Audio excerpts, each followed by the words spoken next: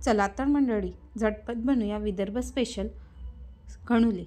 सर्वप्रथम एक कांदा कापून घ्यायचा, टोमॅटो कापून घ्यायचं आणि मग कांदा आणि खोबरं भाजून घ्यायचं।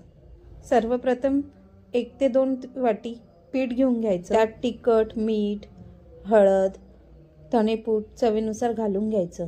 मग पाणी टाकून एकजीव करून पीठ मळून घ्यायचं। जिलेबीच्या आकाराचे फळ तयार करून घ्यायचे।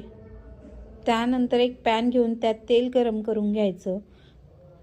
त्यात कढीपत्ता घालायचं, जिरं मोहरी घालायचं, आलं लसूण पेस्ट घालायचा, कांदा घालायचा, टोमॅटो घालायचं, तसंच चवीनुसार मीठ घालून एकजीव करून घ्यायचं। त्यानंतर हळद, तिखट आणि धनेपूड घालायचं।